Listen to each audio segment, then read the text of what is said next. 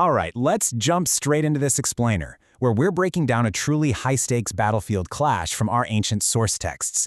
Today we are looking at a direct, head-to-head confrontation between two phenomenal warriors, the heroic Pradyumna and the incredibly fierce King Salwa, Lord of Saubha.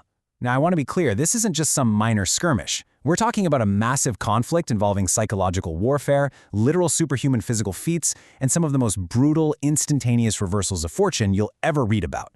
If you want to understand exactly how these ancient texts structured the raw drama and the mechanics of mythological combat, you are in the perfect place. We're going to literally skip the pleasantries today and drop right into the breathtaking chaos of ancient warfare. I mean, the source text doesn't hold back at all. It immediately paints this insane picture of the battlefield for us, describing arrows that were like blazing fire, and these loud leonine roars indicative of wonderful valor. You can almost feel the heat of the weapons, right? And hear that deafening clash of metal and shouting. This is absolutely not a quiet, tactical chess match. It is just an explosion of pure energy and overwhelming force. Section 1. Pradyumna takes the field. So in these epic ancient texts, a warrior doesn't just casually walk into the fray. No way. Their arrival is a massive statement of intent designed to totally demoralize the enemy before a single weapon is even swung. We see Pradyumna charging in on his golden car, and it's drawn by excellent steeds clad in mail, so fully armored horses. And the text emphasizes their insane momentum, saying the steeds were more flying than running on the ground. Picture that for a second. The sheer kinetic energy of a solid gold chariot pulled by armored horses hurtling towards you at a speed that literally defies gravity. Pradyumna is establishing absolute battlefield dominance from the very first second he arrives. Okay, what's really fascinating here is Pradyumna's flawless but honestly almost arrogant archery technique as he dismantles his enemies, the Danava warriors. Let's break down this sequence because it is wild. First, he twangs his bow, which the text says possesses the splendor of lightning. Then, step 2, and this is where the swagger really comes in. He transfers this massive, highly powerful weapon from hand to hand as if in total contempt of the enemy. He is essentially showing off. He's demonstrating that the Danavas are so far beneath his skill level that he can just juggle his weapon in the middle of an active war zone. And step 3, he spreads absolute confusion by firing continuously.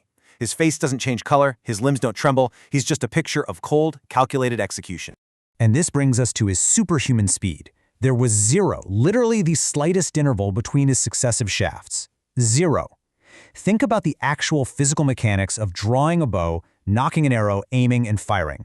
The text makes it a point to note that as he was continuously slaying his foes, no one could mark even the slightest pause between his shots. It's just this continuous, unbroken line of destruction, an overwhelming barrage that leaves the opposing army completely unable to even mount a defense. Section 2. Terror of the Makara.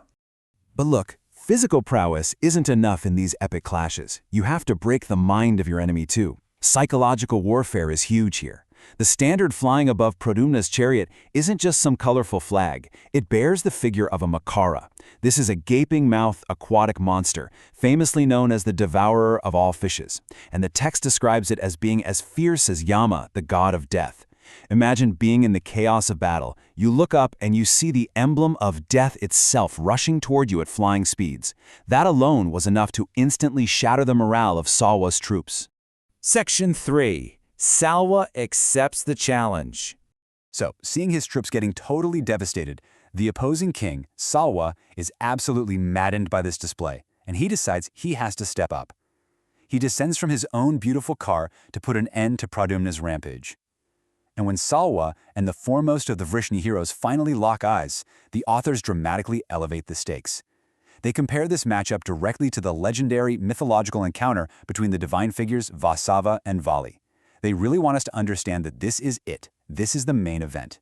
Two immovable objects are about to collide, and the very earth is going to shake when they do.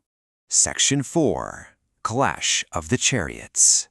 Now we get to the physical exchange of weapons, which is kind of our ultimate mythological tale of the tape. Here we see their incredibly distinct combat styles perfectly juxtaposed. Both warriors are mounted on their magnificent chariots, they're decked in gold, fully equipped. Pradyumna is relying heavily on his staggering speed, overwhelming Salwa with a relentless thick shower of arrows. Remember that zero-interval barrage we talked about. But Salwa, unable to just sit there and endure this, counters not with volume, but with raw, terrifying elemental power. He starts discharging weapons and arrows that are literally like blazing fire. Pradyumna, though, showcasing his elite defense, actually manages to parry off that fiery shower. It's an unbelievable high-octane back and forth of offensive output and defensive brilliance. Section 5. The Fall of King Salwa. While the momentum of the fight shifts drastically when Pradyumna finally finds a tiny weakness in his opponent's defense, just like in any heavyweight bout, there is always that one opening that changes everything. Pradyumna discharges a winged shaft capable of entering the vitals. It pierces right through King Salwa's armor and strikes him directly in the heart. The mighty King Salwa immediately falls down, deprived of his senses in a swoon, basically completely knocked out. And the psychological effect of this is instantaneous. Beholding their heroic king dropped and seemingly lifeless, the foremost of the Danavas flee. The text says they are literally rending the ground beneath their feet in their desperate panic to get away. The entire battlefield just echoes with these loud exclamations of "Oh" and "Alas" from Salwa's heartbroken army. To everyone watching, this battle is decisively over. Section 6. A devastating counterattack. But just when absolute victory seems completely certain for our hero, the narrative flips totally upside down. Let's map out this chaotic 5-phase sequence that reverses the fight's outcome in mere moments. Phase 1. Out of nowhere, the supposedly fallen King Salwa regains his senses and rises back up. Phase 2. Without even a split second of hesitation, he launches a surprise counterattack, shooting an arrow that pierces Pradyumna squarely in the throat. Phase 3. Our hero, who just moments ago was arrogantly juggling his bow, is instantly enfeebled on his car. Phase 4. Salwa ruthlessly presses the advantage, unleashing numberless shafts upon the wounded hero. And finally, Phase 5. Pradyumna becomes totally bereft of his senses and completely motionless. I mean, wow, it is a stunning, absolutely brutal reversal. And Salwa's sudden resurrection is just a terrifying display of dominance. Having struck the hero right in the throat, Salwa doesn't just, celebrate quietly. The text explicitly says he sent up a shout like the roar of a lion, and it was so loud it filled the entire earth. The psychological terror has completely shifted sides now.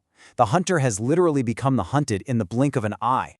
The source material abruptly leaves us with this incredibly brutal image, the once unstoppable hero now entirely neutralized and motionless. The text makes it painfully clear. Pierced with numberless arrows and totally deprived of his senses, Pradyumna, the mighty son of Rukmini, became motionless on the field of battle. The swagger, that zero-interval archery, the terrifying Makara banner, all of it is completely silenced under the overwhelming, sudden, and blazing counterassault of King Salwa. Which brings us to this massive cliffhanger. I mean, how can a warrior possibly come back from a direct blow to the throat and a barrage of numberless arrows while lying completely senseless? What's going to happen to his fleeing enemies, who are now, for sure, turning right back around? It is such a testament to the dramatic pacing and tension of these ancient texts. Thank you for exploring this legendary explainer with me. Really think about how quickly fortunes can change in these epic myths, and ask yourself, what could possibly happen next?